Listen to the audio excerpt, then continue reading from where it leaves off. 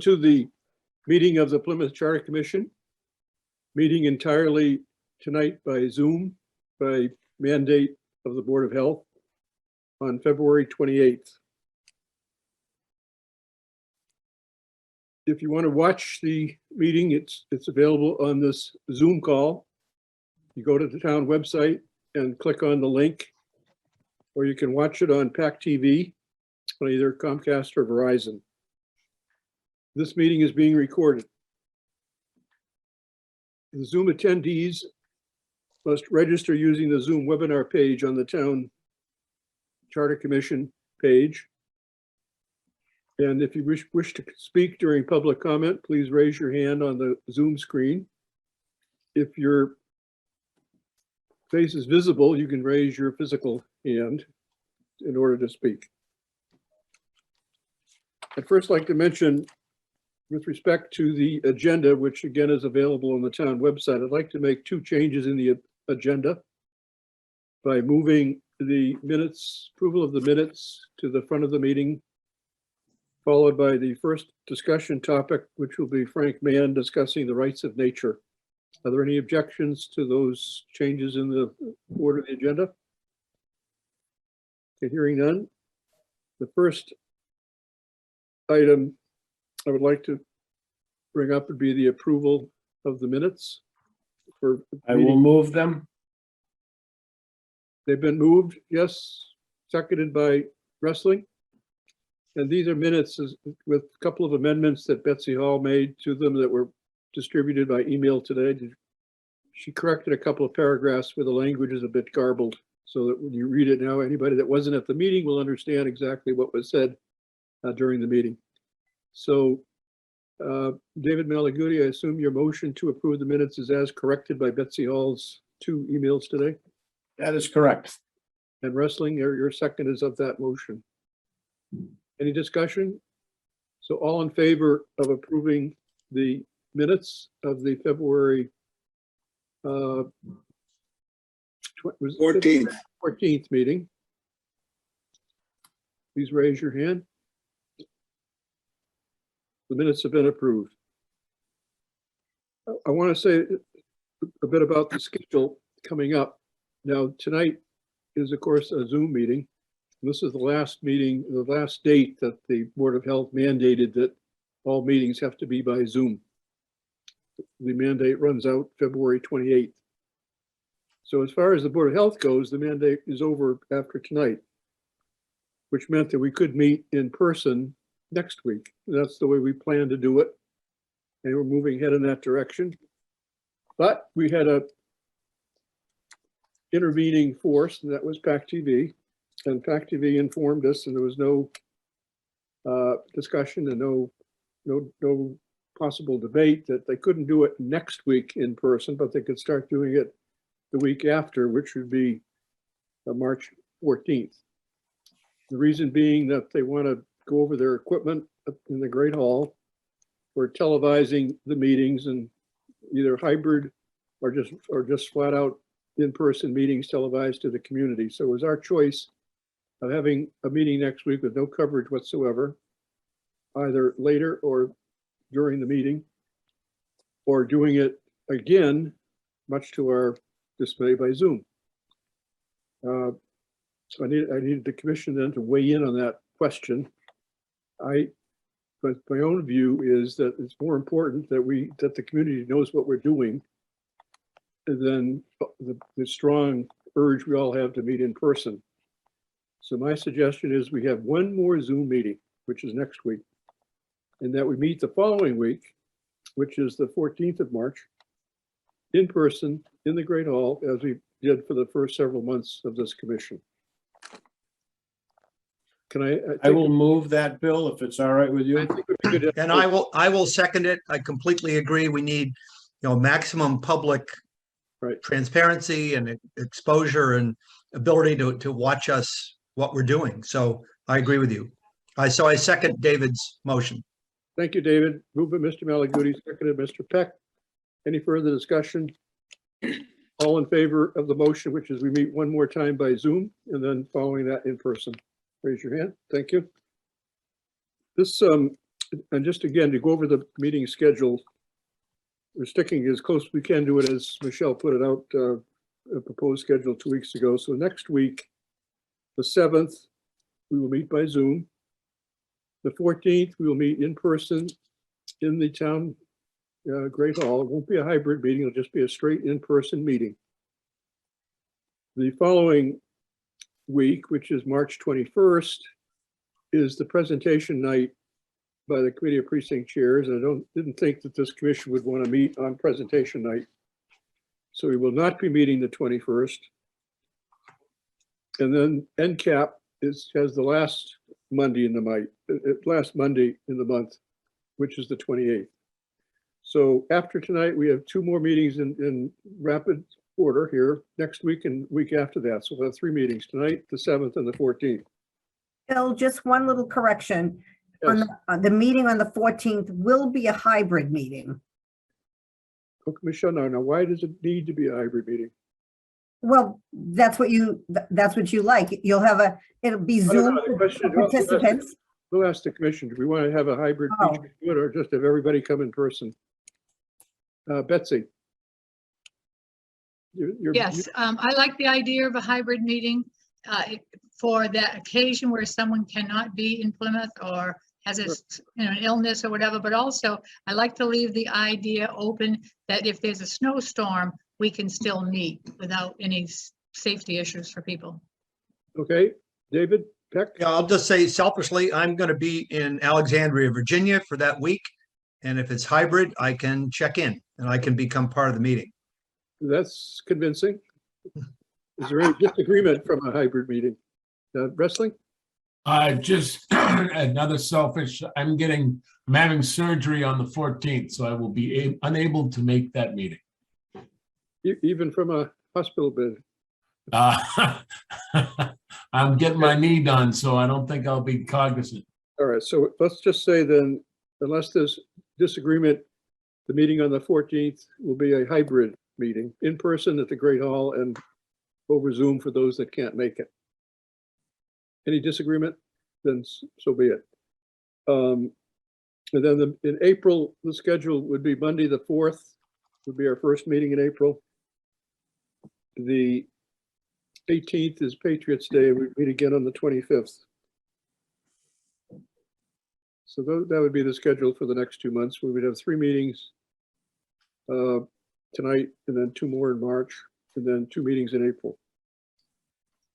And one thing I'd just like to mention before we go on is, and I don't know how strong you feel about it, but I think there should be something in the charter about Zoom versus in-person meetings, because I can see that the town kind of slipping into a, kind of a couch position, that it's easier to stay at home and meet over Zoom. Where I think there's a definite advantage to the public and to us individually to meet in person. So I'd like to see something in the charter that addresses that subject and kind of states our preference. Wrestling? I was going to do this under new business, but the Committee of Precinct Chairs has been discussing the whole virtual thing with town meeting with the moderator, and we had quite a heated discussion with the selectmen on last Tuesday, and they continued it to this Tuesday. And I really, part of my concern is we're phoning it in, and we're making it so easy that we've got Charlie Bandini and Kenny Howe who make it to the meeting, and they're of the older generation, and they can make it to the meeting. And I think that we need to get back to in person, and it's very important. That certainly applies to town meeting. I was actually taking it a little beyond that and say any committees that meet, whether it's the planning board, any committees that have a public presence. Larry Pizer. I think you might want to put this off. I mean, obviously, we don't have to make that decision of whether it goes in the charter or not, but I believe that the ability to make that decision lies with the select board by statute. I'm not absolutely positive, but before we make that decision, we should decide whether we have the option of making that decision. Right. I mean, the first step would be, what is our power to make that decision? Right. Right. I mean, Betsy. Yes, I'm very much in favor of hybrid meetings.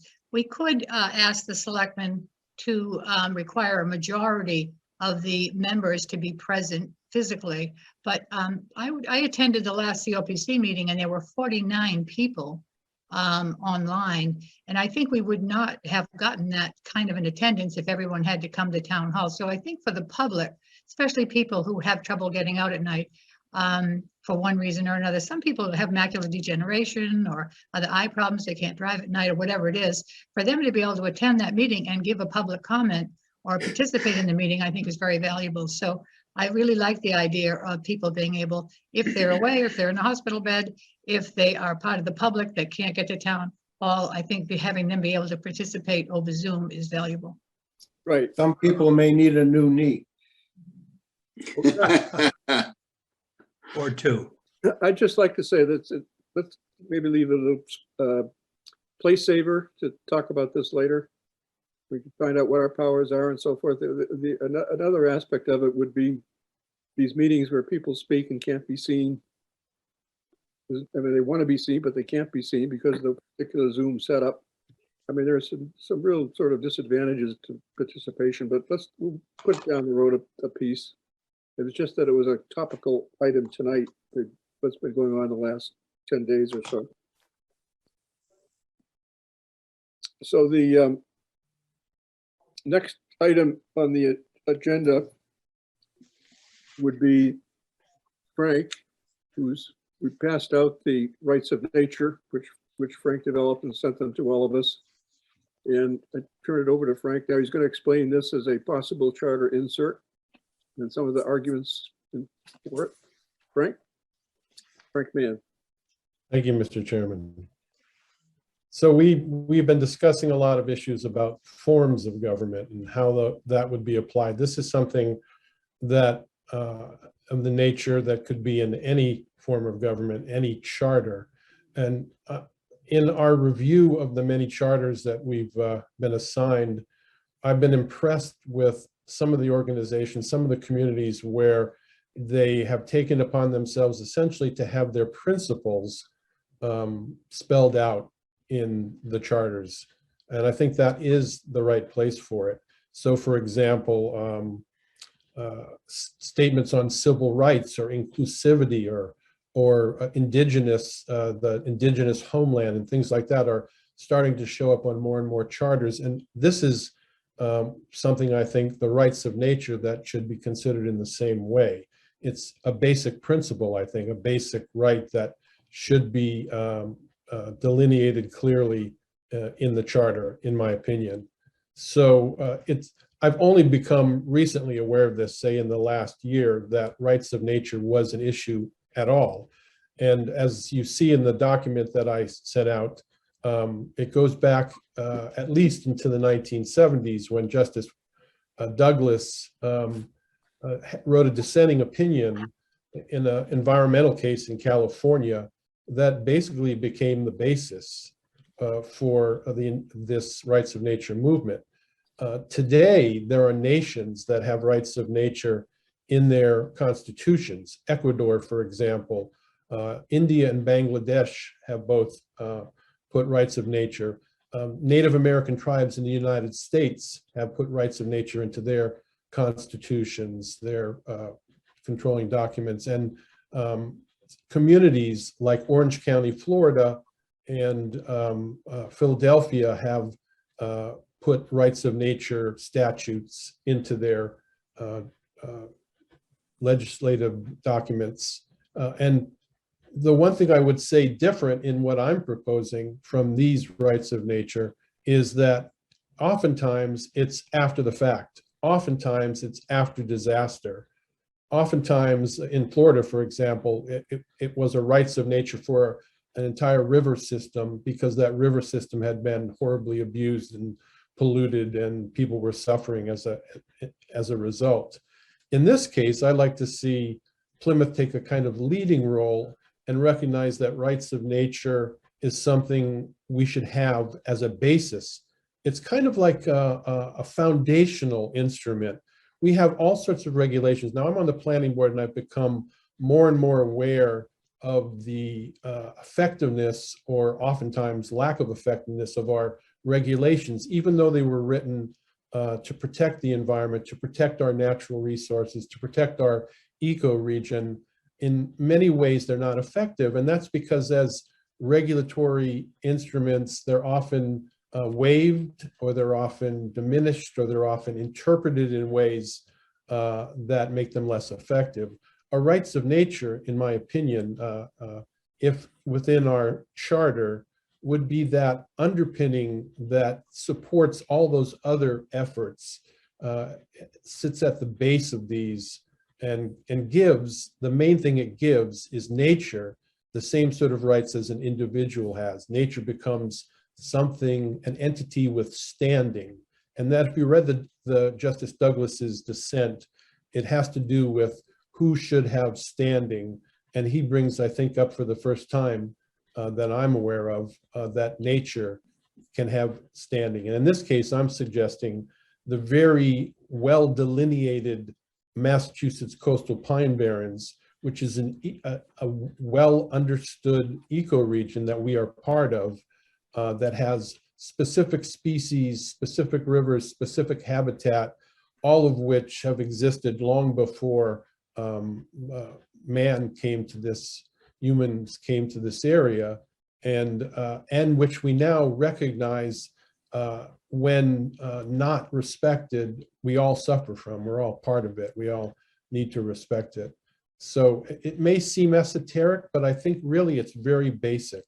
It's the kind of thing that you would be surprised if you lived in a country where you didn't have the right to sue or bring a case if you were poisoned by somebody who produced an inferior product. You'd be shocked to understand that you didn't have standing for some reason. And it's just as shocking in a way that when someone massively pollutes an area or clear cuts thousands of acres for just their own personal gain, to the detriment of the entire system, to the detriment of our natural resources, that oftentimes no one can bring suit against that unless they have standing, unless they are personally aggrieved by this. And that's a difficult standard often. And that's what this is about. So I won't put myself up as an expert at all. There is an individual that I've been consulting with a group who's based in Oregon that couldn't make it here tonight, but I'd be willing to answer any questions. And hopefully we can move this forward, at least further discussion, not tonight, but perhaps at another time. Thanks, Frank. The questions or observations from the commissioners? I just have one. If we were able to get this into the charter, I mean, one of the key things here is when there's somebody has a grievance, something happens you don't like, and you want to stop it, and they go to court, the court says you don't have standing. And so many cases are thrown out because the complainant is held not to have standing because there are no rights that are being violated. And I think that was the Douglas case, the 1972 case that, Frank, you cited, you quoted from in your handout.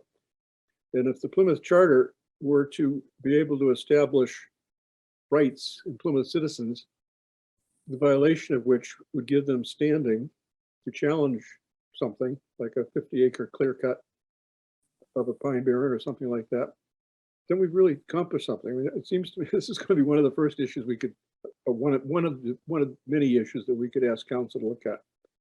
But it's kind of intriguing, and there may really have some merit if we put something like that in the charter. I guess the question, Frank, is where would it go in the charter? It's interesting that many of the charters we read have provisions like this in there. You saw them, there were, I'd say maybe what, 3 or 4 of them had definite pages that expressed values of the community. And I think this is kind of a piece of that, like that.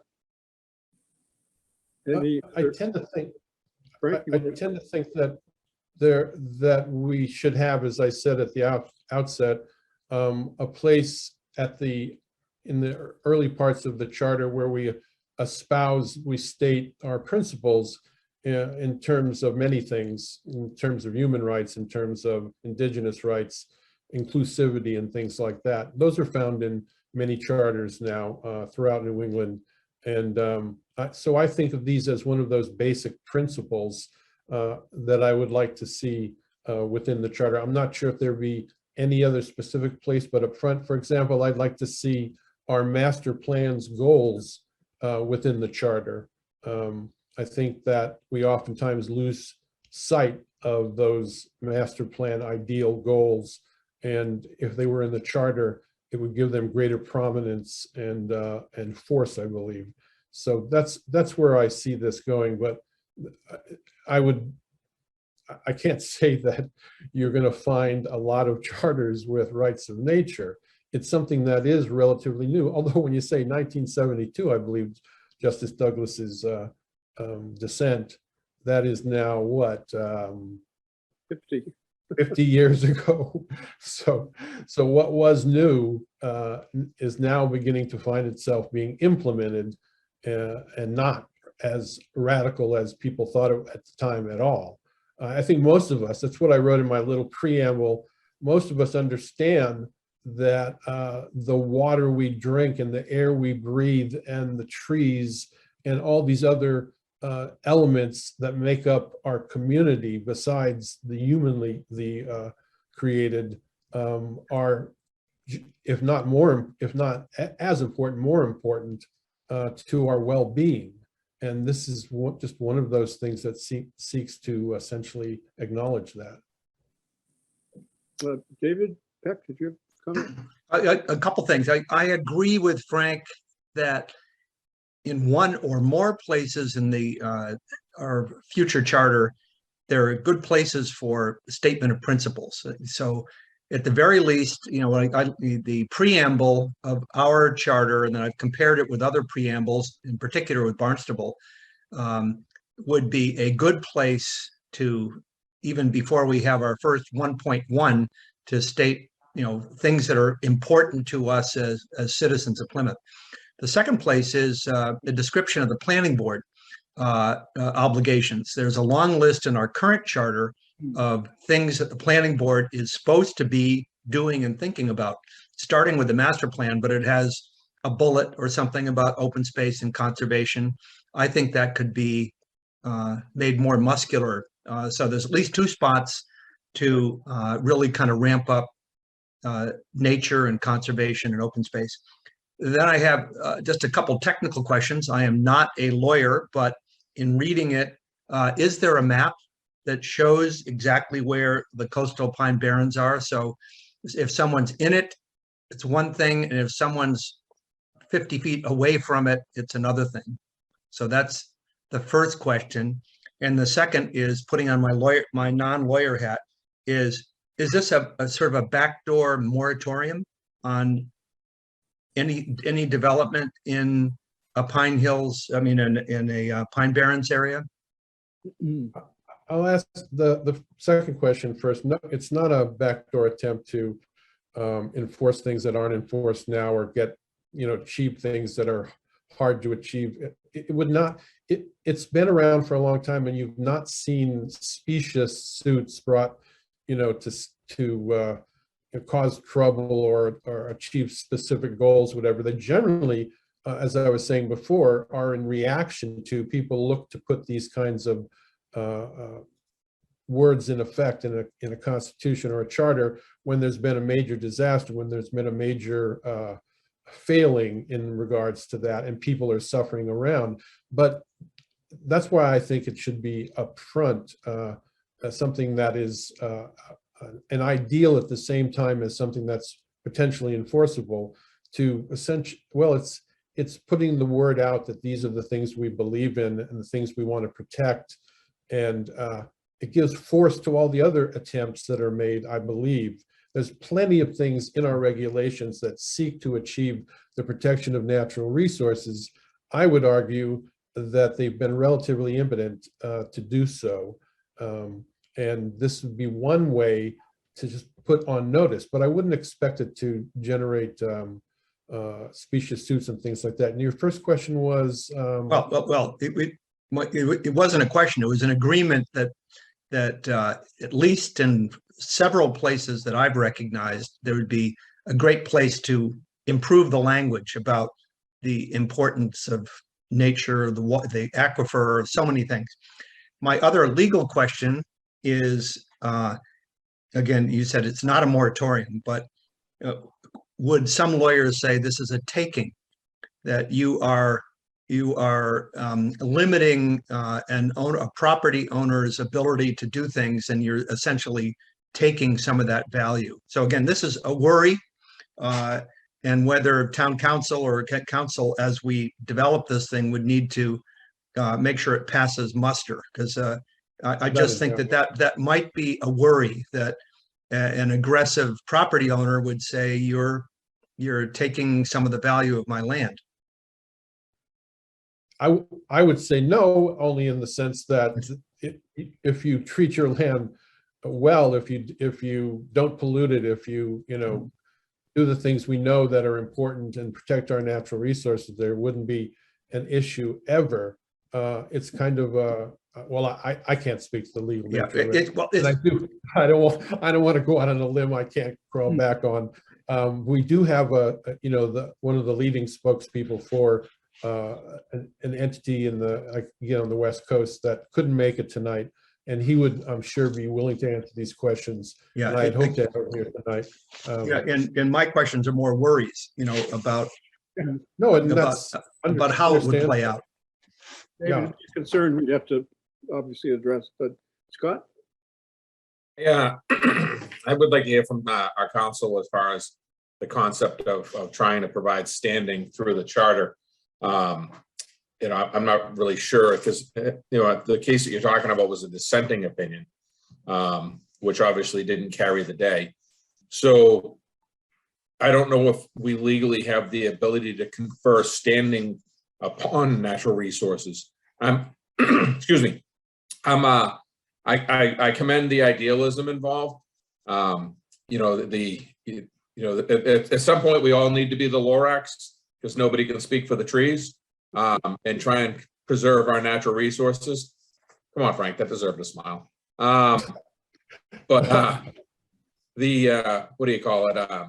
But my legal question would be we have to address council, because I'm not sure that we can legally apply standing towards the natural resources. Totally a commendable thought and a commendable, idealistic approach to the charter.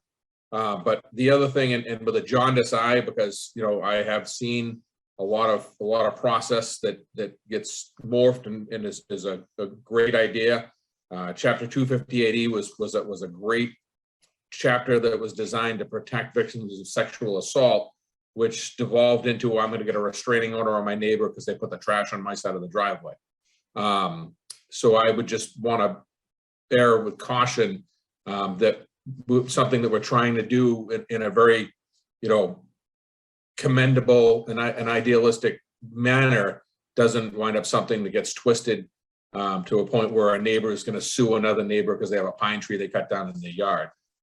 So I just wanted to hear, from our council, their opinions on this.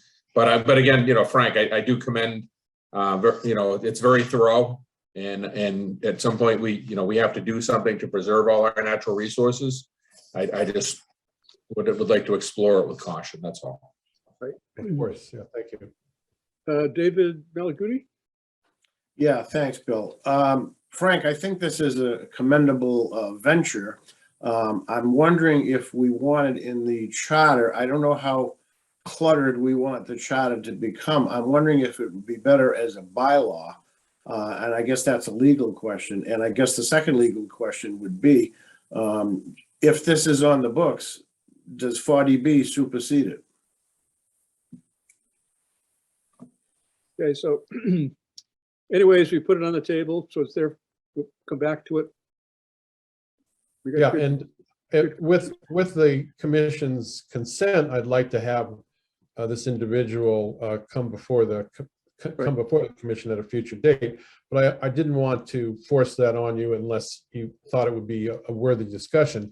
I do think that overall, I'm in favor of having a variety of principles delineated in our charter. I think that is the place for them. And I see this in that line. But if the commission is willing to consider that, I will definitely make arrangements to have this individual or another representative, but I think himself, come before the board. So is it the commission's concurrence that we spend 15, 20 minutes, half an hour maybe with this individual who's an expert, perhaps has answers to these questions? Obviously, we have just questions. We don't have any answers yet. Is there any objection to trying to arrange that at some mutually convenient future meeting? Okay, Frank, I think generally, yes, we'd like to go ahead to the next step and listen to what he has to say. Thank you. Yep. Betsy, did you have something you wanted to add? Yes, I think it was something that the representative from Sharon said, and that was to prioritize the changes we want for the charter, so that we don't have too many changes so that it isn't accepted because people see there's too much there. So I think this is wonderful. You know, obviously I'm very pro Pine Barrens, open space, conservation. But I think as we go through the charter and all the wonderful things that we all would like to see in the charter, I think at some point it would be great for us to say, you know, these are the top 5 or the top 10 or the top 15, whatever it's going to be, rather than try to put everything in and then have people like, wow, I'm kind of overwhelmed here. So thanks. Very good. So let's break off from this one for now and go on with some of our important agenda items here. The first of which is the timeline. I wanted to get some sense of the commission, whether we agree on a timeline that's going to deliver the final product on time, which is a preliminary draft of the charter by September 15th and a final draft by November 15th. So here we are now at the end of February, beginning of March. I think pretty much, we've certainly reviewed it, lots of charters. We've heard from people from other communities. They were pretty much through that phase at this point, and we now have to start making some hard decisions ourselves. And one of the frameworks for doing this, you know, the last time that a charter was reviewed here was in 2017, and a couple of us were on that review. I think Scott was, David, Beck. And in that case, we went through our existing charter line by line, page by page. It was pretty detailed work, and we had a comparison of the current language with proposed new language. But it was basically following the charter line by line. So I was thinking maybe this time we need a different approach and start off by taking what I was like to maybe think of as big topics and hit the big ones and see whether we have a consensus among the members on how to address some of these big issues. And for example, I just made a short list here. The first one would be, should we have a council or town meeting? And by town meeting, I mean a representative town meeting that performs a legislative function and no executive function. In other words, it doesn't exercise any executive powers. It doesn't deal with the town manager. It just performs a legislative function. Whether it's 20 town meeting members or 400 town meeting members, it's basically a legislature. That would be one big topic, which we need to discuss and come up with a position or a consensus, or see if we can reach agreement.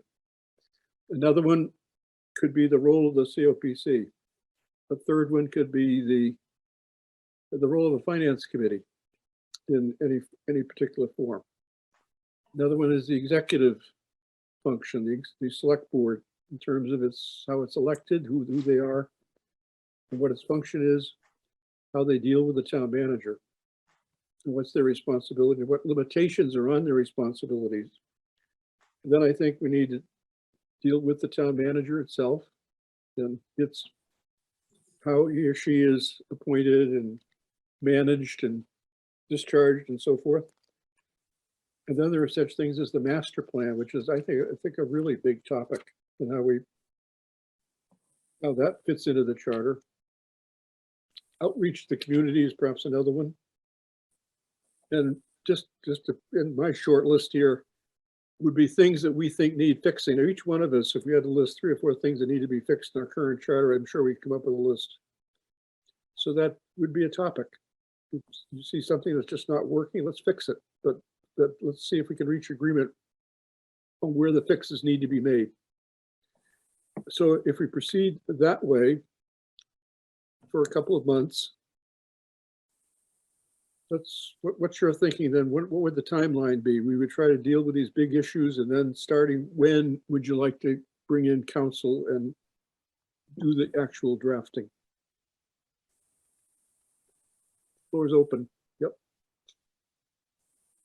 Under that scenario, when is the decision to work on all those big topic issues within a town meeting form or a council form? David, I think because, if, all of those things, would be addressed in a different way in a council form versus well, that's why I think the number one big topic right at the very beginning is, should we have a council or town meeting? Yeah. So let's see how the commission feels about that. And then that'll certainly steer us in a certain direction.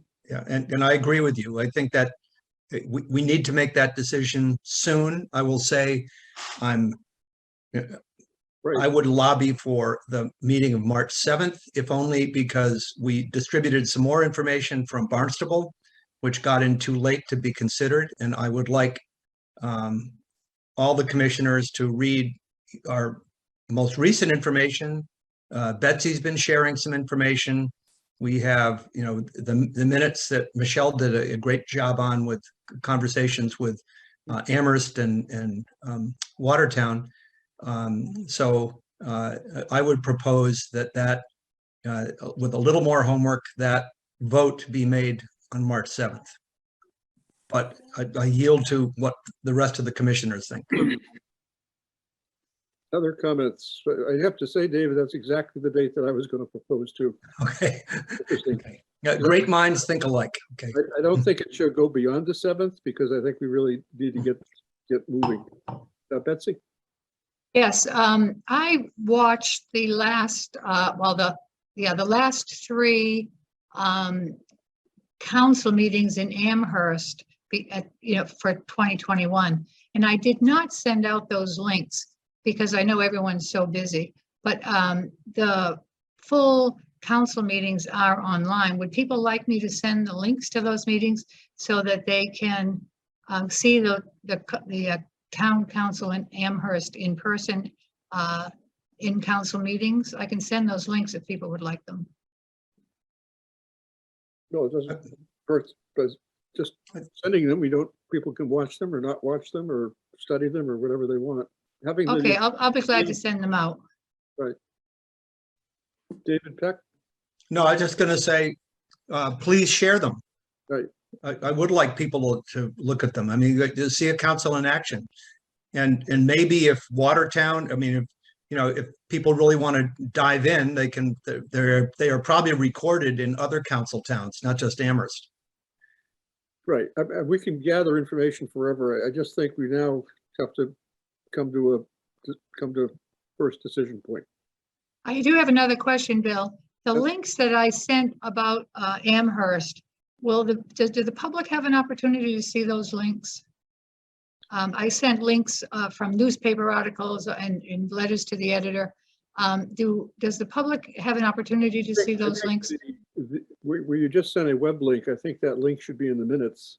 I was going to ask for that. Thank you. Somebody who reads the minutes can click on the link and see where it takes them.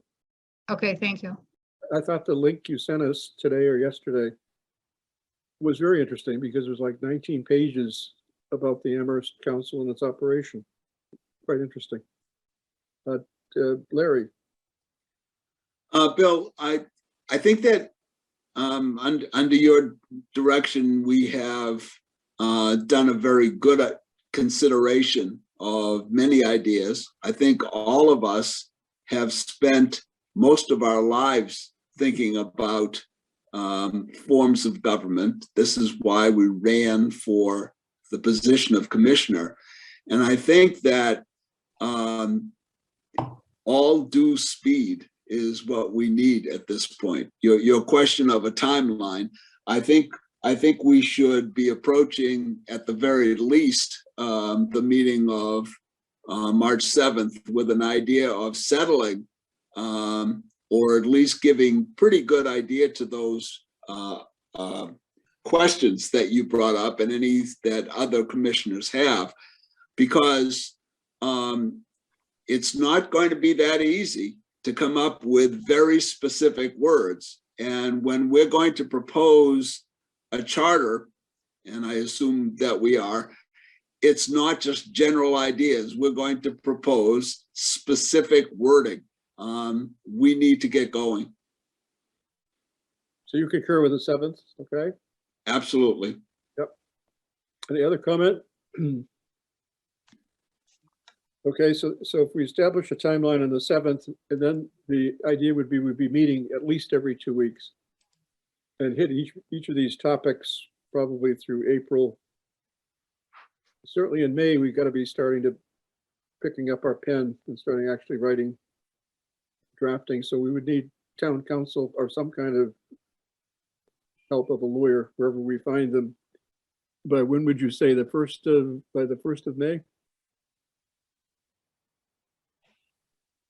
That would give us May, June, and July in August, which are not easy months.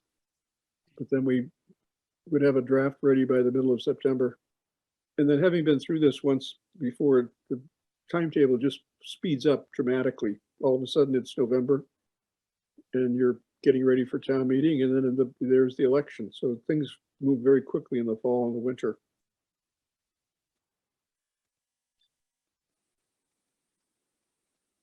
So is there general agreement? That's a timeline we'll try to stick with? Okay. Yeah. Bill, if I could add to your sort of big topic list is, size of town meeting and frequency of meetings. Yes, I mean, maybe that was implicit in your list, but no, David, you're right. When I wrote it down, the one right under it was size of town meeting. yeah, Because I just think those are two key issues from which a lot of detail flows. yes, right. But I did want to separate out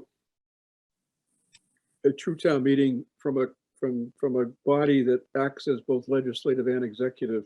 I mean, the town meeting is representative town meeting is what we're really thinking about. Okay, so tonight I'd like to start the discussion on the council versus town meeting form. And we have at least a good 45 minutes. I'd like each commissioner to kind of tell the rest of us where you are in that thinking, how you think we need to address it, and what your current feeling is about that. We have a lot of good information from Amherst, and we certainly have seen the information that David furnished about Barnstable. I guess you can't really, the Watertown was kind of a case by itself. I'm not sure it's too analogous to Plymouth. But what do you think? Larry? At our very first meeting, we received an outside response from a previous commissioner saying the first thing we have to decide is what we are trying to accomplish. So before we can say, do we want any form of government, what is the government supposed to do? And I've given that a reasonable amount of thought. Seems to me that the purpose of the government is to give whatever 60-something thousand people the opportunity to provide for the general welfare and safety of the community. That's what we're trying to accomplish. And I don't think that we're going to be successful if we start to ignore the 60 whatever thousand people who we have watching us. In order to do that, I think that the town needs to have experts to provide guidance to whatever system we have. For example, if you follow our present form on the budget, which is a huge part of what the town accomplishes, the initial statement comes from the finance director and the town manager. I talked to some council forms of government, and it's the same thing. In order to get an initial statement, you're going to have an expert provide you with guidance. And then you need to get judgment by whatever the legislative body is, so that the people of the town have their say. As far as I'm concerned, the most effective way of getting the people to provide their say is through a town meeting of a substantial number of people. I am concerned with the cost of running for government, because anytime it's necessary to solicit funds, you're also soliciting people's influence. And the opportunity for town meeting, you're going to have a large number of people, most of whom are affected by general comments. I mean, I think town meeting representatives receive comments just as well as anybody else. But the means of translating the interests of the general population into the legislative needs of the town can be done through town meeting. I also, as a final comment, the question has come up on speed, and I am less concerned with the speed of deliberation than the effectiveness of deliberation. I am thinking in the last half century or more of 3 issues that came before the town. First one was the invitation to Boston Edison to build a power plant,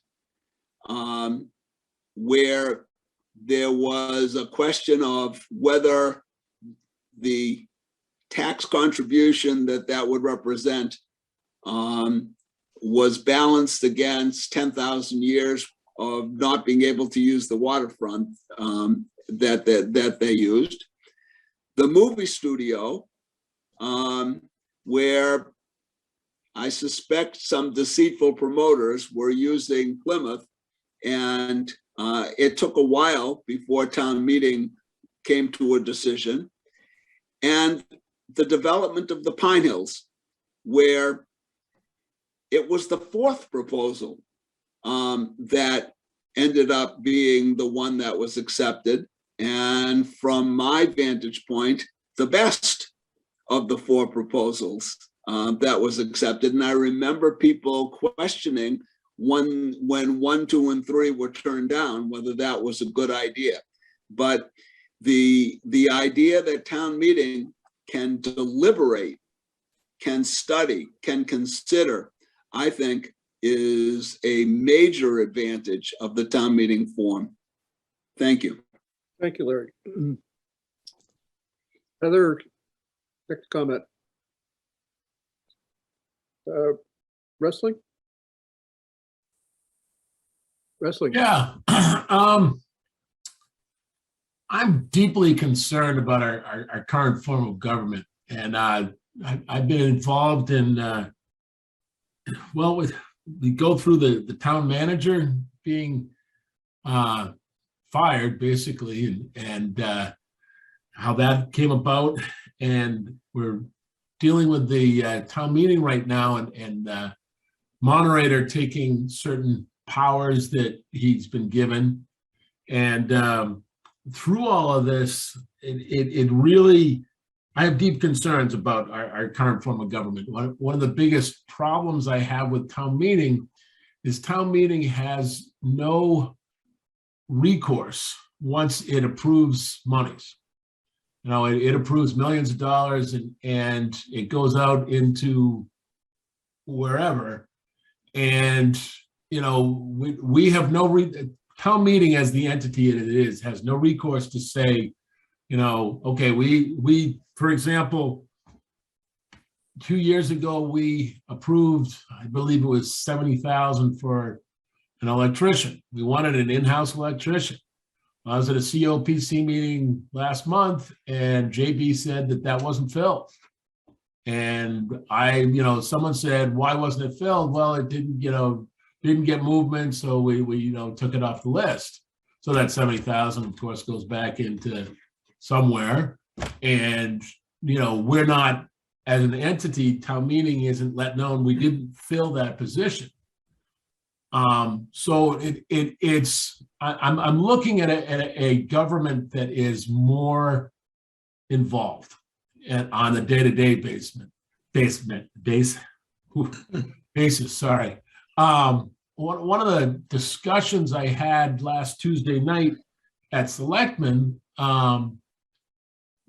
the chair of the Selectmen said, I don't know where COPC is coming from. There's an advisory group and shouldn't be involved in half of the things that they've involved in. And I started to think about the things that, COPC had been involved in. COPC was, talked to by members of the community about the redistricting, that it hadn't been, through a public forum. And COPC went to the selectmen and said, hey, this is, something that we feel is a big deal. And again, COPC has been talking a lot about how the town manager was let go. And that is a conduit from the public and the town meeting towards, the selectmen and other entities. I just see a better form of government in something like a council. I really see COPC is becoming like a council, and unless we look at something like that, it's COPC right now. Obviously from the chair of the selectmen is saying it's just an advisory board. Well, I think that town meeting needs an advocate 365 days other than the 2 town meetings that we have. And that's, I think a council would answer that question. Everything that's been going on lately is just, it's who's in power. When I asked the rest of the selectmen who made the decision on having Lee Hartman be the interim, they said the chair of the selectmen did. And I said, well, okay, it's a lot of power in one person. When I'm speaking to the moderator about, the form of town meeting that we have, and he continually says that town meeting gets to decide that, he's saying that the state gives him that power. And I'm just watching a lot of power being taken by different entities, and I see town meeting losing out on their responsibility. So that's my 2 cents. Thank you. Frank Mann. Thank you, Mr. Chairman. I think everyone here understands that I began this participation in this wonderful experience being on the Charter Commission with a decided lean toward town meeting form of government. I still believe that it's the most representative, the most participatory. It has the potential to be the best form of government, but oftentimes, of course, it falls short. Oftentimes, those people elected to be our leaders disappoint us. And one of the, I think, now having the experience I have with this group and the knowledge that they bring to this, I'm aware of now, is that we probably have in Plymouth one of the most innovative, different, flexible forms of town meeting, and a kind of commitment to that approach of any that I have come across during the last few months. And that includes councils as well. So in the past few months, I have been intrigued by many of the different opportunities we have to alter our representative form of government in ways that would, in some ways, echo the best of council governments and other types of government. We can do those things. We don't have to be an either or community. Again, I'm so much in favor of having maximum representation, but I also think that we can do more than just tinker, more than just fritter at the edges, that we can make changes in the number of representatives, in the power of the COPC, in the way that the select board is elected, and maybe how they are elected. Will divulge that I'm leaning toward, or I'm enamored of the notion of a council-like select board, in the sense that they are elected from certain precincts. They represent the different areas of the community, so that the people feel more represented by these people, and maybe an additional at-large. I'm just saying that though I support a representative form of government, though I believe in town meeting, I think there are many changes that we can make that will improve our ability to respond quickly, that will improve the true representation of the communities that we serve, the various villages. I think we can do a lot and keep our representative form of government, but take into consideration and utilize some of the best we're finding around Massachusetts and New England. I just think, so it's kind of a paradox. I don't want to necessarily commit to this either or. I understand we have to move forward, but I really see the opportunity here to improve our form of government and have the best of all worlds, I think. Thank you. Right. Thanks, Frank. Further comment, I just add 2 cents at this point. I've always, and I kind of agree with Wrestling on his point, but I think the answer is not to get rid of the one part of our government, which is the representation. And I'll come back to that in just a second.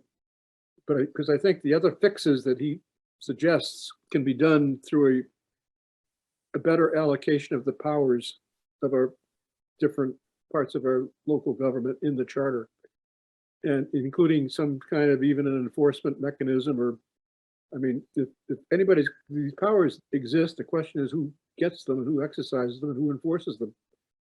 I think the COPC is unique, and I think it's positioned, and all we need to do is to, and it won't be easy, but we need to spell out its powers that obviously have to be expanded, and it would meet the frequency argument that it's there to respond to a situation in between town meetings, whatever, that it's going to be sure of the follow-up. In other words, when I heard the same thing you did, Wrestling, at the selectmen meeting last week, where the chair questioned the power of the COPC.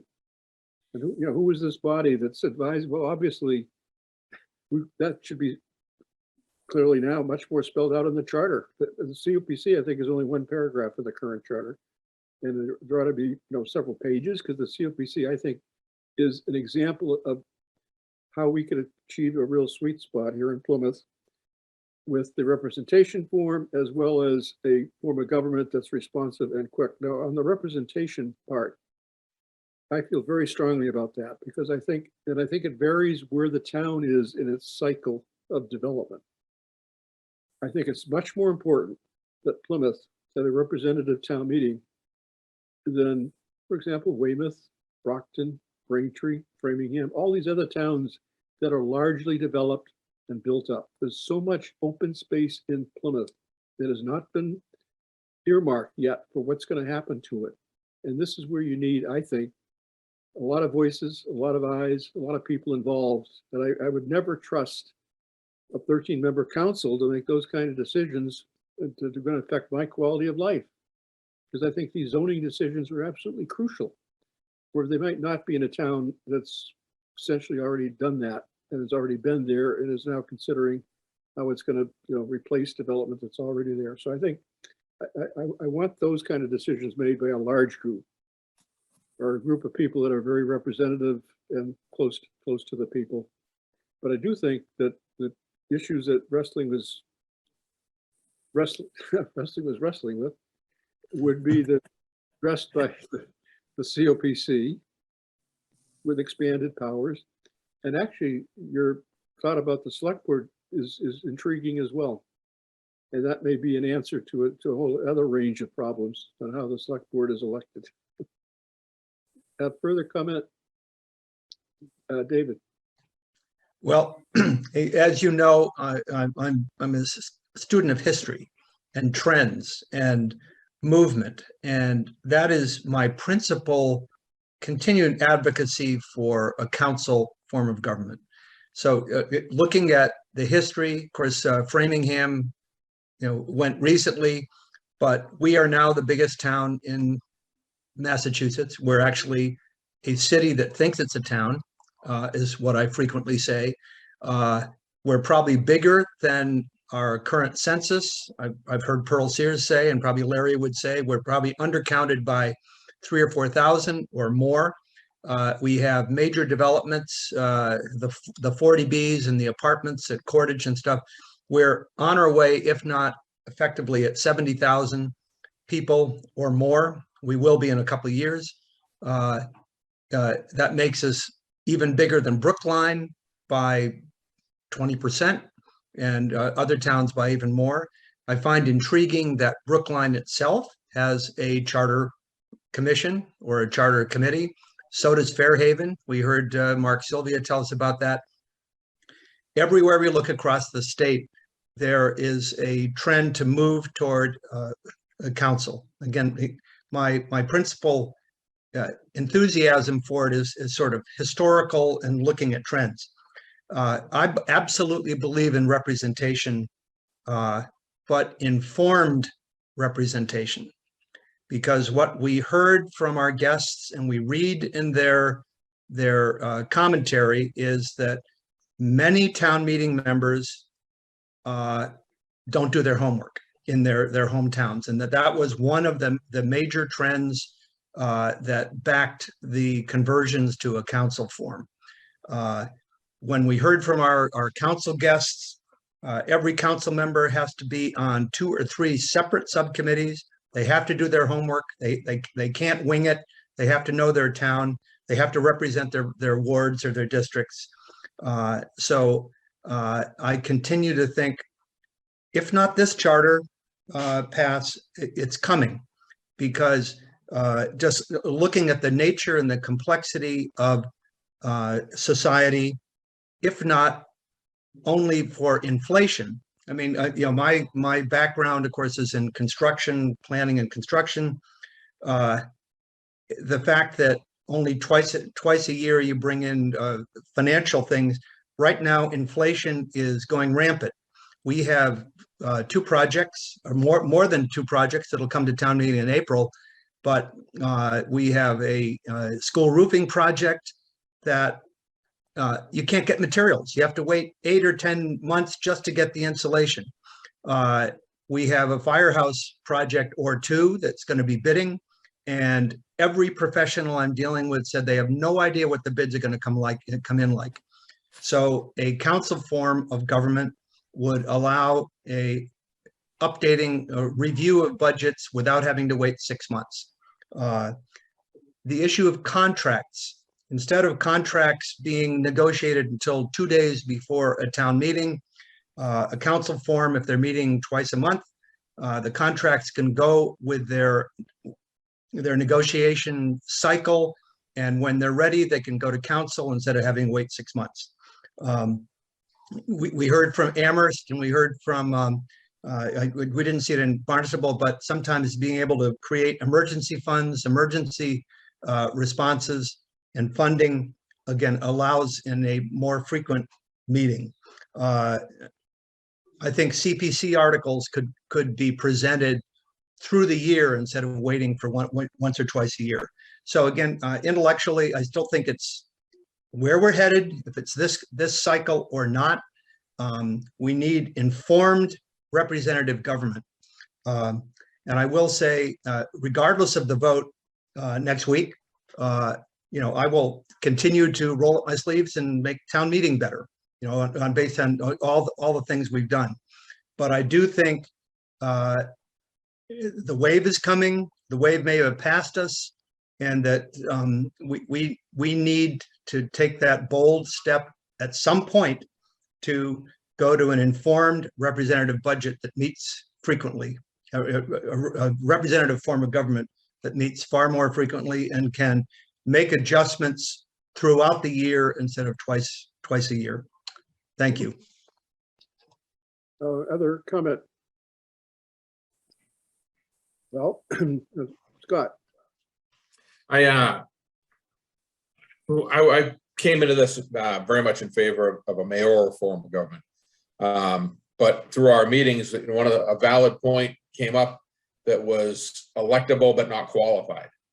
And I think that became a concern, and one of the main reasons why we deviated away from that possibility to simply just looking at the council versus town meeting form of government. I'll say that I am very much in favor of a council form of government, of moving our elections to November, for that more participatory. I'm tongue-tied for a word here, but so that we would get more participation in our elections, so we would get a higher turnout. And we're talking, 13% turnout right now. Even if we bump that up to 26, you're doubling the participation in our elections. Every time we talk about town meeting, anytime you go to town hall, all you hear about is how difficult it is to have another town meeting, that we're always in a preparatory phase for town meeting. Even when our last charter review committee, when we talked about the possibility of adding a third town meeting, it was met with huge dismay. It's 2022, and we're still operating on a 1700s form of government. We need full-time government. We need somebody there at the very least once a month, if not twice a month would be preferable. And the only way to do that is through a town council. I think that the needs of the town, the size of the town, that we can call ourselves a town for as long as we want. We're a city. We're masquerading as a town. The size of our budget, the size of our population, the size of our town, we're bigger than most cities around. A form of government that only can actually affect change or budgeting twice a year isn't with the needs that we have right now. And at the very least, we need a council that meets once a month, preferably twice a month. And again, I'm more in favor of a full-time staff at town hall. Granted, the mayor concept at this point is DOA, but if we can increase our legislative abilities to bi-monthly, I think that puts us in a much better position in 2022 than staying with a form of government that, well, admirably and has functioned great over time. When we talk about adding those third town meetings, it was only for huge problems like the nuclear plant or Hollywood East. I don't know of a third town meeting that's happened anytime in the recent past.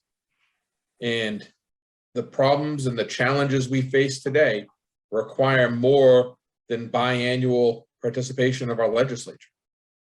And if we vote to go down one path, I really hope that that we see the need to present two alternatives to the voters, that we take our charge. And again, you know, we were all elected. The 9 of us were elected at the will of the people. The 9 of us were elected at about 11 to 13% turnout of 60,000 people. So we have to look to ourselves. Are we truly doing the people's business? Or are we taking our charge from the 13% of the people we were able to talk into electing us to this? And I think the greater good for the majority of our town in 2022 is at the very least a council form of government. And if we are going to go down a path where we decide to take town meeting, it definitely has to meet way more than twice a year. It has to slim down to be smooth and fast and responsive. And that's just my opinion. And it's not, I take my charge very seriously. And I'm very conscious of the fact that only 11 to 13% of the people of the town of Plymouth turned out for those polls. And I talk about this with a lot of people, and I try and get as much input. And I pride myself on, I want to find people who disagree with me and talk to them. I don't want to talk to people that are like, oh yeah, Scott, you're doing a great job. I want to talk to people that are like, no, Scott, this is what we need to do, and these are the reasons behind it. And we all need to look at ourselves and look in the mirror and say, are we doing that? And I think by staying with this charge of town meeting is the only way, and it's great. It is truly admirable. But the question is it as effective as we need it to be in 2022? And I think if you truly look at that, you're gonna see that a council that meets bi-monthly and can do all those things, and David's very eloquent when it comes to you know, the benefits of a town council versus a town meeting. So I'm not going to try and enumerate all those again. It's 2022. Let's bring our government into 2022. Thank you. Other comment? Thank you, Scott. Betsy Hall. Yes. I'm very interested in everyone's opinion, and I respect everyone's opinion. A lot of what we hear is rhetoric said over and over again the same way about the same things. And a lot of it is conceptual, this concept versus that concept. I've spent a lot of time looking at the actual towns themselves that have town council. Are they towns I would want to live in? Because to me, the concepts are, you know, we can debate them night and day, and people can feel they're right or wrong. But let's go right to the proof is in the pudding. Is Watertown someplace I would want to be? Is Amherst right now someplace I would want to be? Is Barnstable right now someplace I would want to be? Looking at just those 3 towns that we've talked about, no. Actually, my daughter moved to Barnstable recently, and I said that to somebody, and they said, I hope she doesn't live in Hyannis. The crime problem there is terrible. So I mentioned that to her, and she said that she's not living in Hyannis, which I knew she wasn't, but yes, there is a serious crime problem there. And a lot of it has to do with zoning changes. Amherst, if you watch those last 3 meetings December, if you read all of the comments from up to 1,000 people who protested about the public garage, if you read the chairman's comment that if they voted for the garage, it didn't mean they would get one. And then another council member said, yes, we would get one. That doesn't sound like informed council members to me. If you think about what happened with Brook Road, the residents came forward and town meeting listened, and it was far fewer than the 1,000 people who came forward to talk to the council or sent in signatures. Now, all the signatures didn't get certified, so they didn't have enough signatures for their vote of veto. On the other hand, the council decided to vote on the parking garage and the zoning change on 4 days before Christmas. And many people went to the town council and said, please don't do this. Please don't bring this forward 4 days before Christmas, especially when 6 of those council members had been voted out. due to the parking garage controversy. So I see a lot of grabbing for power in Amherst. I see a lot of things happening in Amherst that I would be very unhappy with if I lived in Amherst and I were looking at that council. I don't think that arguing the concept of council versus town meeting, I don't think saying we're not a town or we're a city, any of those things are helpful in the conversation about is council form of government working in the towns where they are. And I don't see that they're working. I don't see Watertown has, I think, zoned away all their open space. The same thing could happen in Plymouth with a council. In fact, in Amherst, a huge number of zoning changes have happened very quickly in a short amount of time. I think oftentimes when a council comes in, zoning is one of the big reasons why people want to see a council, because what one person in the Amherst, one of the people who came to speak to us from Amherst called a log jam, I see as a very strong decision by a town meeting not to rush forward with zoning changes. And people saw that as inefficient. I see that as wonderful. Let's not make harmful zoning changes quickly that will change us. Then we will actually be the city that people are referring to. We will look like Quincy. We will look like Brockton. We will look like New Bedford if we make the kind of zoning changes that a small group of people could make happen. Now, if you have a 13-member council, 7 people can change our zoning, 7. That's not very many.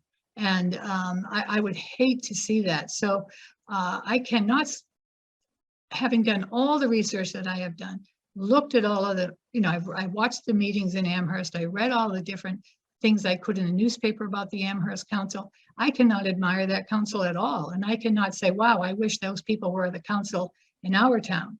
Because one woman spoke very firmly, one council member spoke very firmly. She said, we voted in town meeting $300,000 extra dollars for the what's called the Bolton garage. And I think it was Bolton, to make it so that we could add on to it. And I've been asking over and over again in these meetings, why are we not looking at adding on to the garage that we spent $300,000 building with a bigger foundation so we could add on to it? She said, I've never received an answer to that question. So there are a number of reasons why that parking garage caused so much dissension in Amherst. And in 7 people with all of that dissension were able to make that decision, push that through 4 days before Christmas.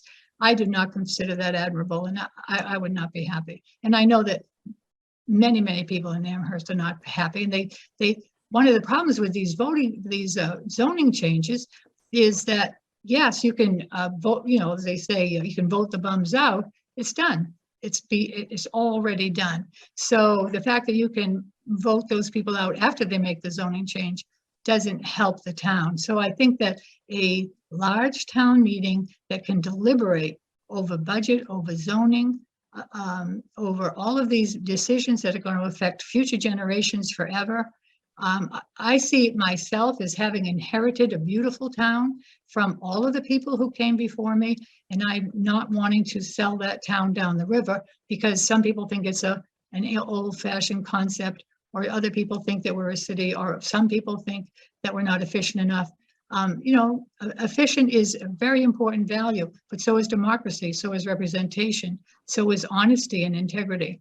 And I think that we get more of those concepts and values through town meeting than what I have actually witnessed in the towns that we've looked at. So I could not, in the past, when we started this, I actually said at the very beginning that I could consider a town council form of government, but because of the research that I have done and because of what was said to us, and in fact, the chairman from Amherst actually said, a lot of people didn't want a parking garage, but I wanted one. It just seemed like, wow, and she had only been a town meeting member for 2 years before she began to advocate for a town council and went into town meeting advocating for a town council, I think is what she said. So yes, I'm 100% for our town remaining a town with a town meeting. And Mark Sylvia said that he holds our town meeting up to all other towns as one of the most effective and excellent town meetings in the state of Massachusetts. I say, let's keep what works. Let's continue with our representation. I did agree with looking at the possibility of more selectmen and from districts so that no part of town can dominate any other part of town, and so that we get greater representative on this representation on the select board. Thank you. Thank you, Betsy. Other comment? Dave Malaguti. Yes, thank you, Bill. A lot of good points here. I think some of the most salient points were just brought up by Bill and, or I should say brought up by Bill and just reinforced by Betsy, in that the council, a very small number of people can make some radical zoning changes. And I think that's especially critical in this town, because the last I knew, we were at about 54 or 58% build out. So this 42%, you know, give or take, left that can be developed, and it can be developed haphazardly or rapidly if a small group is in control. I like the idea of the town meeting voting on it, 2/3 majority for zoning changes. One point. The other point, several points here. The other point is the frequency of town meetings. I distinctly remember early in my tenure, I don't remember which tenure it was, but I remember town meetings could be called in 10 days. I believe now the charter calls for 30 days. But these are for major town meetings in which, you know, a lot of financial articles are involved and a lot of preparation is involved. I don't advocate another town meeting or a special town meeting of that magnitude, but I think we could have perhaps mini town meetings where one or two issues are brought up and discussed and acted on. And I don't think you'd be having 12 of them in a year, but you could have maybe 3 or 4 like we did in the old days. I remember one year we had 3 special town meetings. And again, I don't remember which year it was, but it was quite a ways back. Another point is, I think the COPC needs to be strengthened. I think the advisory and finance committee should become the finance committee. And I think the COPC should take some initiative here and be strengthened in the charter and become the sort of advisory part of the advisory and finance committee. That would split up the workload a little bit and would allow for perhaps better citizen participation, because the precinct chairs could report directly back to their precincts, you know, at the caucus meetings and things like that. And I think you'd get a better feel for things. I also think that there should be a clear delineation of powers, which is in every charter that we've discussed or read about. The separation of powers is clear, and that's not being adhered to. And I just think, and I'm not deviating from what I said in my campaign statement to the Old Colony and my campaign statement on PAC TV. I'm fairly certain that we can make town meeting work with some changes, but they can't be just tweaks. They have to be major changes. So that's how I feel. Thank you. Thank you, David. Other comment?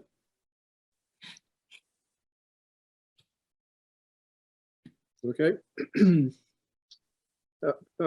Bill Cohan. Bill, I think you're still on mute. Can't hear you. There I go. How are we doing, Mr. Chairman? Bill Abbott, Bill Cohan. Sorry about that. You know, this is a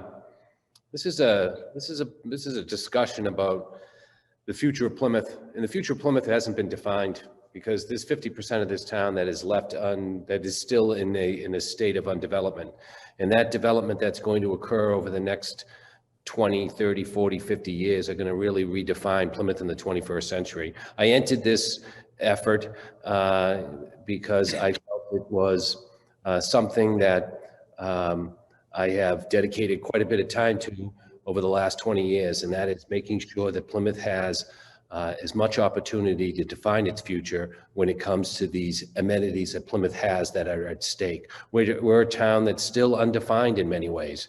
And I listened, I entered the campaign to be elected to the Charter Commission under that priority, that I wanted to make sure that there was representative access by the general public, that people in this town can participate in the discussion of their future. I felt that that was very important. And I listened to the different arguments that were made for moving to a council form of government. One of the things that I spent a lot of time on was trying to figure out this idea that we're not meeting enough, and I have over my service as a town meeting member and involved in committees and boards, there have been numerous times where there have been special town meetings. I've never seen a circumstance develop in this town that because we didn't have a town meeting, we weren't able to address the issue. I listened for weeks on different people's arguments of why we needed to go to council, why town meeting wasn't fitting the bill. And I was trying to figure this out all along. Where was the example where town meeting dropped the ball completely and not able to address an issue that was brought before it because we weren't able to meet? When an issue arrives in this town that's relevant and important, we've had special town meetings. I know that I've gone and requested it. The one problem is that we need to do is make a special town meeting easier to occur, because at times I've been told that, well, you know, the costs associated with having a special town meeting, because the CPC has requested special town meetings to buy land that could not wait for a future town meeting. So we've had special town meetings where we've called to respond to that. But I would, you know, during this discussion, I have been paying attention to this idea that for some reason town meeting is somehow not meeting enough and something's falling through the cracks. I have not experienced that or seen that, or that argument has made strong enough for me to abandon something else, and that is a higher form of representation of government, and that is town meeting. There's a lot at stake in Plymouth, and it boils down to zoning. It just boils down to what we do the rest of this town. Because as we plan out the rest of the future of this town and how we use the land, there's no other town like this in Massachusetts as big as we are, with as much undeveloped land. And when we go to develop that land, we're going to impose a cost of services on this town that drives up your taxes. And that's one of my greatest concerns, is the cost of services associated with what we do to the other half of Plymouth that is not developed, and having a small group of people deciding what the zoning is going to be for this town. I've seen too many examples where the people have come together in this town, neighborhoods, town meeting members, boards and committees, with the resolve of protecting something from a small group of people that would prefer to see the aspects of development go under a streamlined process. And that's one of my greatest concerns before I gave up on a highly representative form of government, which allows the average resident to participate in the future of their town and define the future of their town as it relates to zoning and the cost of services. These are something that are very important to me, and I have found that town meeting has been able to perform well on that level. As we step into the 21st century with so much at stake, town meeting does have to evolve, and it does have to change. We have to make it more responsive. We have to make it more accessible, and we have to make it more accountable. We've had great discussions over the last couple of months about how to make that a reality. Where do we put the responsibility? We need town meeting members that are performing at a higher level, digesting complicated information, and making sure that the right parties are involved in that. We've talked about FinCom, changing the aspects of FinCom.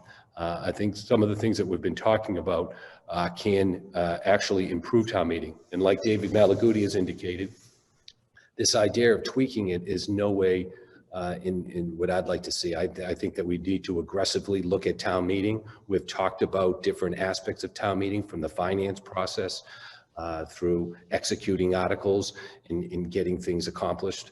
I think there's things that we can do aggressively. I think that this is an opportunity for the first time to look at town meeting and see what is not working and try to fix it. I have never seen a circumstance over 25 years. We always get into a conversation as a town about Do we want to have a town meeting form of government? Do we want a mayor? Do we want a council? And everyone exhausts all their energy in this discussion year after year, but no one has ever taken the time to sit down and really look at town meeting and pull it apart as a charter commission and see what we can do for this.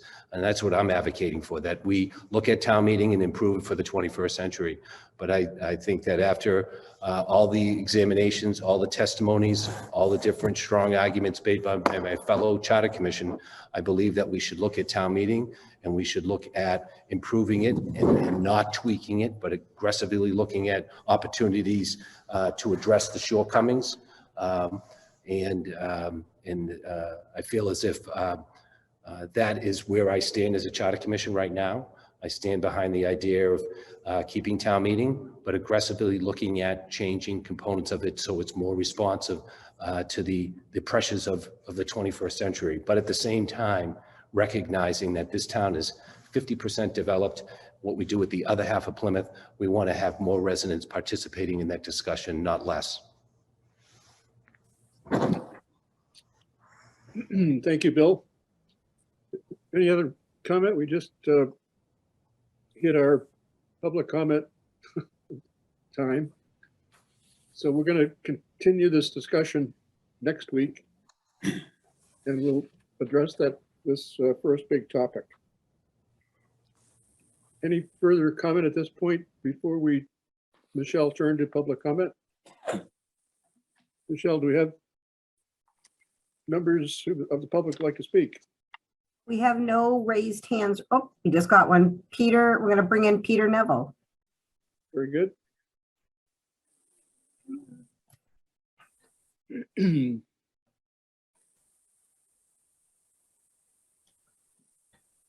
having a problem bringing him in.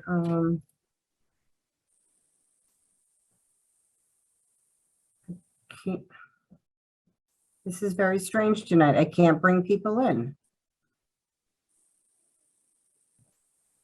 Peter Neville and Ken Christofori want to, oh, here we go. Okay. Here's Peter Neville coming. Hello, Peter. Can you hear me? We can hear you, yes. Oh, wonderful, wonderful. Just kudos to the great work you're doing. And at an earlier point of this meeting, you reviewed the schedule and the timeline for presentation. And I just asked you to consider how big this dinner is going to be that you serve, and how much is going to be, how difficult it's going to be for people to digest the volume of work that you were going to synthesize into some proposals. And, you know, this is it's kind of an interesting problem, because I've sat at town meeting when we voted on charter commission recommendations, and you know, they go up or down. My sense is that it may be worth considering serving up your recommendations in bite-sized pieces, but I don't know how to do that. Just a thought, just a for what it's worth, department. That's just a thought, because you'd hate like hell, you know, to find yourselves making a proposal that people can't digest. The other thing I want to say is that as a town meeting rep, I can't stress enough how disappointed I am with the executive branch of our current government and their handling of a professional administrator, and the absence of any course of action for that professional to be heard in an unbiased arena. And I hope that the charter will spell out a more equitable treatment for resolution of issues between the town manager and whoever chooses to do their performance review and make recommendations. Finally, on the merits of a representative town meeting form of government, as a town meeting member for, I don't know, 6 or 7 years. I've been here for 17 years in Plymouth. And one of the things that the zoning bylaws that we keep coming up is we want town meeting to have some say on zoning changes. The 356 apartments that are going in at the end of Home Depot Drive were the result of clear cutting a zoned area. It was about 45 acres. It was a natural habitat to deer, turtles, all kinds of natural species. And town meeting voted to change the zoning there from rural residential to highway commercial. And now we've got 352 apartments going in. And I don't think that was a very good move on town meeting's part, not because I live next door, but because of the congestion at exit 5, now whatever the exit is. And the mitigation that was required on those 6 intersections on Long Pond Road, you just have to ask yourself whether or not that all makes sense. Now, that was a town meeting vote. And it just sort of sticks out to me as I think that it could have been handled better than through a town meeting. That's it. I think you guys are doing a great job, and thank you. Thank you for your service. Thank you, Peter. I'll just respond to the one point which had to do with our process.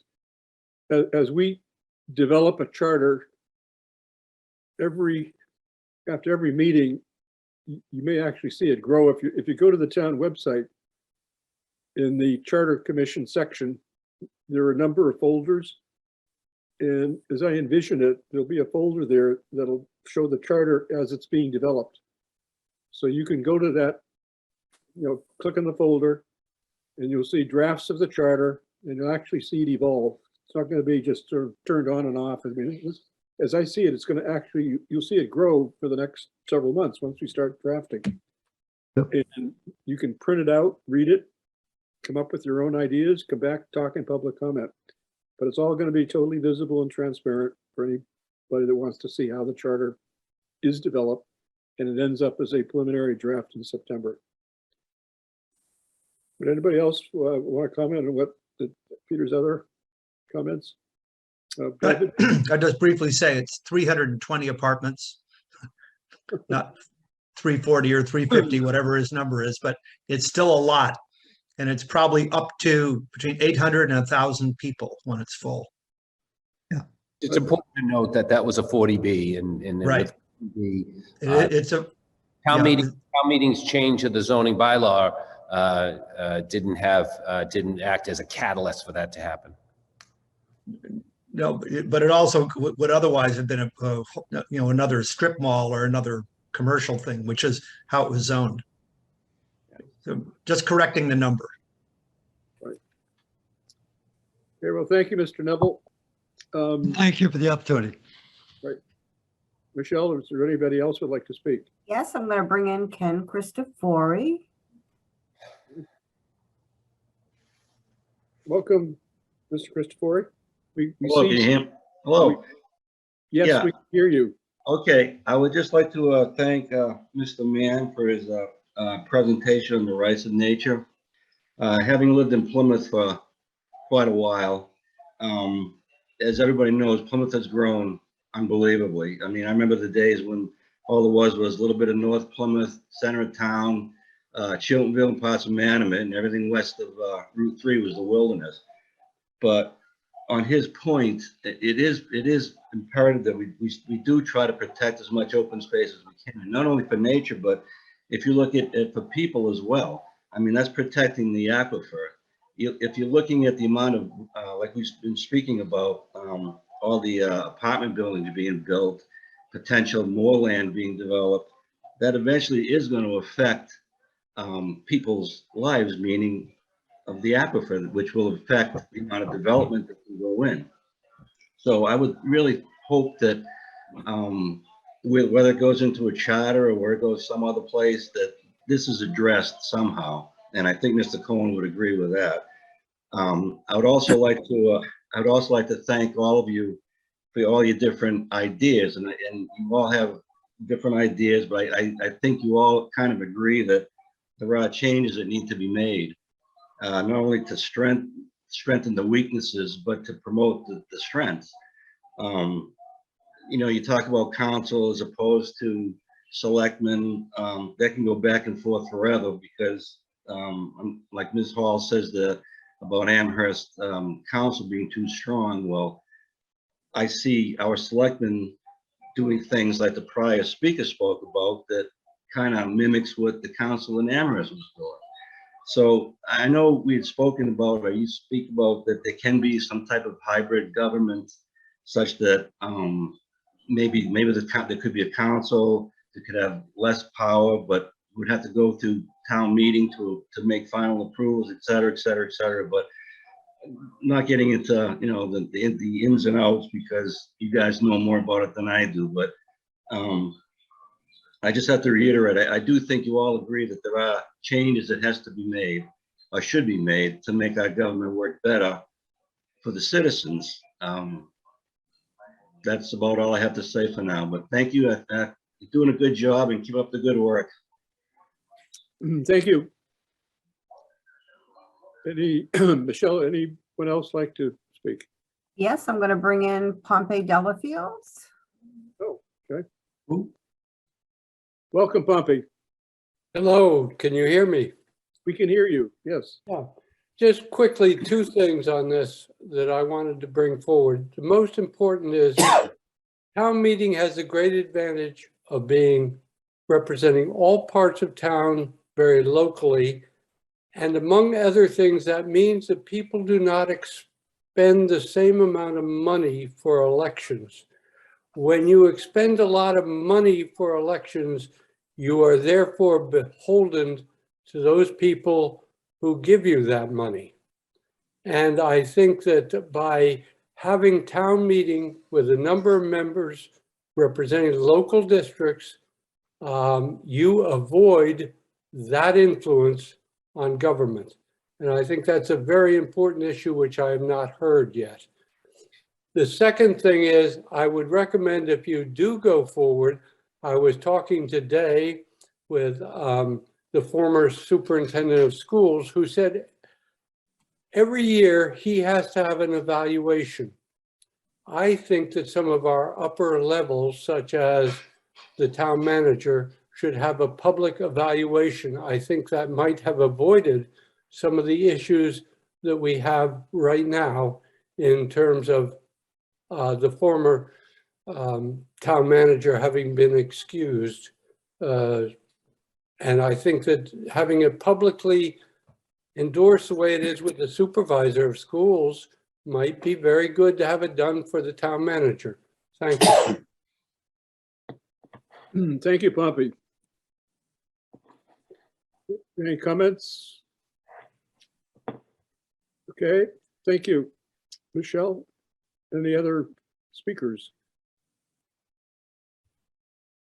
No more speakers.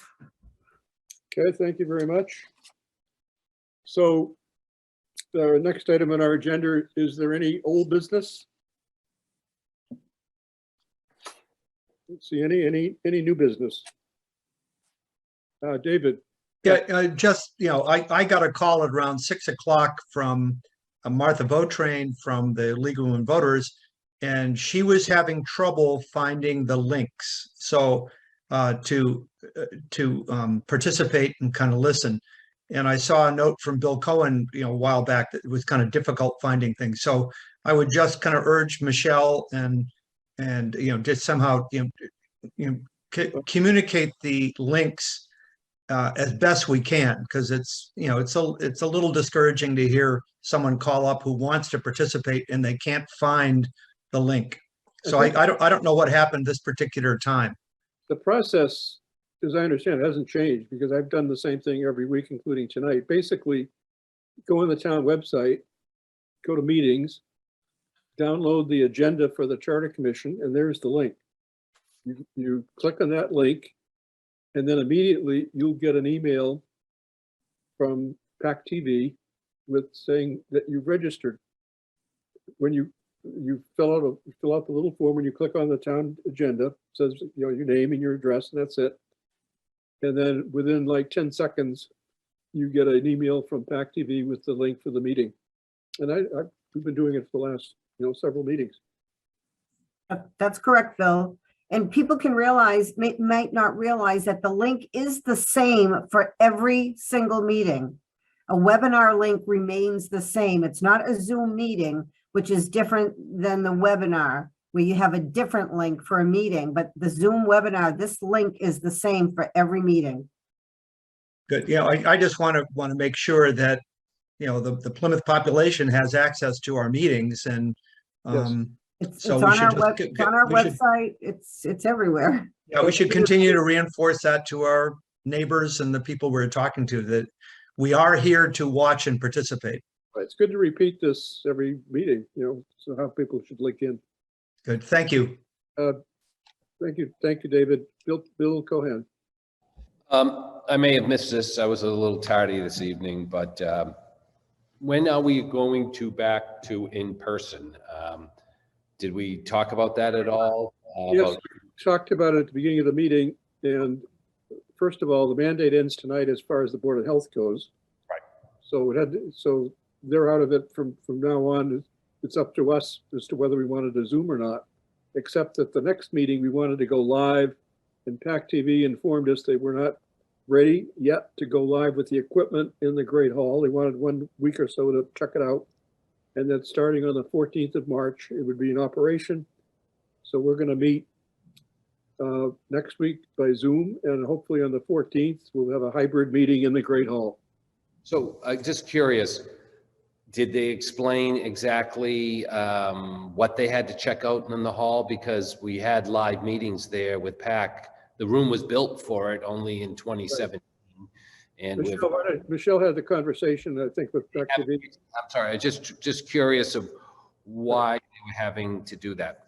Bill, what they told me is their engineering crew needed to go through the Great Hall and the 1820 courtroom and make sure all the equipment is running properly. And when I commented that, but we've been holding meetings there other than the last 8 weeks and everything was running, they just said they need to go through and check it all out again. Okay, that might have something to do with, I know that they were, I know PAC was looking at the 1820 courtroom to deal with some issues there as they start to move back to in-person. Maybe that might have something to do with it, but I'll check it out. I don't mind researching that. Curious myself. Thank you, Bill. Scott? I'm not quite sure, if this would fit under old business to new business, but one of the things we keep talking about, and it keeps being a consistent theme, whether it's from public comment or amongst the other commissioners, is an enforcement mechanism. So maybe we all want to do a little bit of thought and research on what type of an enforcement mechanism we're going to have when somebody violates the charter. Whether, we've talked about whether it's select board members becoming involved in the day-to-day operations of the town in contrast to the specifications of the charter, or whether it's another part of our government who doesn't seem to follow the rules of the charter. I think we all agree that there has to be some type of enforcement mechanism and some type of penalty. So maybe under new business, we'd all want to put some thought into how we want to handle that. Important point, Scott. I totally agree. Any other comment? Then there's no other business. We'll be open for a motion to adjourn, and we're going to be meeting Motion to adjourn. next Monday at 7 by Zoom again. So wrestling is moved to adjourn. Is there a second? I see 2 seconds.